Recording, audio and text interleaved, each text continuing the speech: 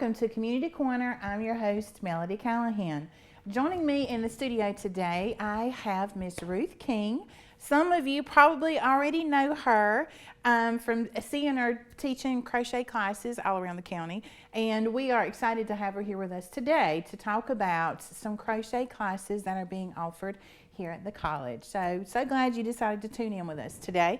How you doing, Ruth? I'm doing great. Thank you for having me, Melody. Absolutely. So let's jump right into it. You are no stranger to SCC. No. Tell me a little bit about yourself for those that may not know you. I have a long history with SCC. My dad actually helped to build this campus, and so he was an electrician on some of the buildings when they were being built. So I used to work here, so I love this campus. It's been a part of my life almost all my life. Now, you, as long as I've known you, you have always been a talented, crafty person. Thank you. How long have you been doing this kind of work? I have crocheted since I was 10 years old. My aunt first taught me when I was 10, and then after she passed away, my other aunts took over and became my crochet buddies as I grew up, and I've just always loved it. I tell people all the time it's kept me out of a straitjacket many a time. That's some good therapy, right? Yes, absolutely. Now, we offer crochet classes that you'll be teaching here at the college. Yes. So students will start with a beginner's class. Yes. So what can someone expect in a beginner's class of crochet? They start from scratch.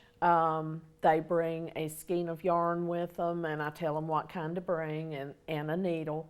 And I start them from the ground up, teaching them how to make the slip knot and then a chain stitch, and then we go into the single crochet and the double crochet.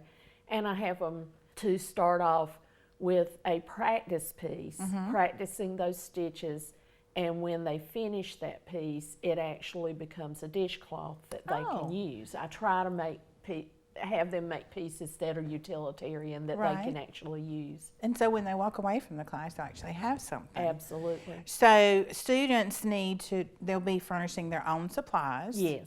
And you'll give them a supply list and tell them what to expect. And this is a hands-on class. You'll very much so. Yeah, very much so. So you'll be showing them exactly what it is that they need to do. Yes. And hopefully when they finish the beginner's class, they'll want to continue and we'll be able to offer an intermediate class. That's what we're hoping. Yes. So what can be expected in part 2? I start off in the beginner class starting to teach them how to read patterns, because that's the biggest request I've had from people over the years, is that even though they may know the basics, they may know a couple of stitches, they want to learn how to read patterns and be able to do things like these. And so I started in the beginner's class, but then I expand it in the intermediate class so that they learn a whole lot more about how to read patterns and get into more stitches, a few more stitches that would be a little more advanced. How long do the classes typically last? They go 4 weeks. One night a week for 2 hours. Okay, well that's not bad. No, it's not bad. And that's a great way to end your day. I mean, like you said, that's good therapy. So that would be some good stress relief right there. Now, let's talk about all of these beautiful pieces that you brought.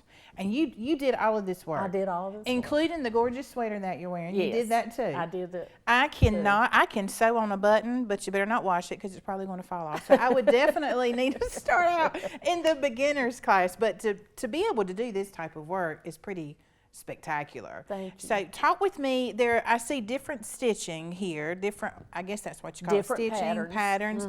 That one on the end almost looks like what is that called? Because it almost looks like it has a floral pattern to it. It's pretty much a floral looking pattern. I found this pattern recently and I fell in love with it, and I decided I wanted to try it. And I've made 2 of them in the past few weeks. And that yarn has a shimmer to it. It's got a little shimmer. I love it has that. a glitter to it, and I really love working with this yarn. And this one kind of accidentally found its way into my closet. Don't blame you. Because the purple is my color lately. This one is like a half a granny square. And it's a pattern that I have made since I was 16 years old. I have it memorized. I've Wow. made a whole bunch of these. I make them all the time. That poncho is kind of a granny square, a take on a granny square, and I really love that pattern. I think it lends well to the variegated yarns like that, and I think it just has a great look to it. Yeah, that's beautiful. When you look at all the detail, I mean, like I wouldn't even know where to start with something like that. And It's for a you, very- just to for me, it's a very simple yeah, pattern. you just but sit down and do it. And I'm Yeah. sure if I were to take the class, it's probably not as complicated as it appears It's once you know what not. you're doing, right? That's something like you would be able to do in the intermediate class for sure. Well, that is beautiful, and we've got Thank a you. couple of throws on the back of our chair. That is an Afghan that is kind of a sampler pattern that I made many years ago. That thing has been around for a while. And the one on the back of your chair, it also This has is- a shimmer to it. It That's does. gorgeous. This is a shawl that I made to wear to my best friend's daughter's wedding a few years ago. And this is called the spiderweb pattern, and it's one of my favorite patterns. And I love that edging. That's got that's a little extra. You Yeah. know, I like that. But I got to tell you, my favorite piece, my favorite piece is this one right here. I know. So this, you all have seen these, especially in our neck of the woods, right? You got one hanging on your refrigerator or the handle to your oven. They're very popular. They are very popular, but the concern always is all of this is one piece, and so Right. the wash and wear, because the top can It starts wear. looking It looks a little ratty. worn Yeah, after a while. It does, but not with this one. You know why? Check this out. Boom. It has a little loop under there. And you This can- is phenomenal. And you can take the towel out to wash it, or you can even change it out for the season. Yes. And the reason I brought the one with the pet theme on it, these have been so popular with the pet parents. They go crazy over those towels. And all you do is you just simply take the towel out. Take the towel and you out can, and like you wash said, switch them out for the season. And then this one even has a little paw I've button. put a Oh paw my button goodness. on every one of the pet ones. This, I just think that's so smart. Like I have not seen that. That's the first pattern I've seen like that, and I went crazy over it when I saw it, and I've made hundreds of Oh, them. I'm sure that's a popular piece. It is a very popular piece. And I see a pin cushion. And is this a purse, That's like a a little clutch purse. Ruth, I look knew at you would like that. And it's like I get a real vintage vibe Yes. from it with that clasp right there. Now, what type of stitching is all of this when you make That's something a like shell that? stitch, and you can see that it looks like a little seashell. Yes, I do. So it's a very simple pattern, but Mm-hmm. it just has a very special look to it. And once someone learns the basic stitching and how to read the pattern, they can do pretty much anything do they want anything to. they want to, right? That's what's They cool sure about this can. class. I love And it. talk with me about the other things. We've got a heart there.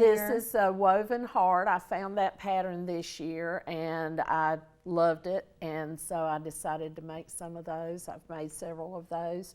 These are a set of pot holders. There's a round one and a square one, and they're a set. And this is one of my most popular pieces. This is a ribbon necklace, and it just has the one bead, and you can pull it all the way out and put it over your head. You don't have to fumble with the clasp, and you can leave it that length, or you can adjust it any length you want it. And that is so pretty, and it's so light. It looks like beads from a distance. It Everybody does. thinks it's beads from a distance, and then when they get up to it and they look at it and realize it's just yarn, Right. and they pick it up and it's so light, their mouths just drop open. They can't believe it. So Now, with the patterns that you talked about, will students find their own patterns and bring them, or no, do I you have furnish patterns? for them in the beginner class, Okay. and I'll continue to do that in the intermediate class. But they actually learn how to do these necklaces in the beginner class. Oh, really? Because it's so simple, and that's what we do in the last night of the beginner class. Well, all of these pieces are phenomenal, and I Thank you. just think it's so wonderful with somebody that has talent like you that can just sit down and create this stuff. I mean, love it's it. just, and you had shared with me your backstory. You hinted on it a little bit about when you first started growing up. So I imagine whenever you're making all of these lovely stitches, you can't help but think about. I think about them all the time. Mm-hmm. I mean, it's funny how we have those connections, you know. Yeah. That pink in that pot holder right there. My children's Nana, her name was Kathy.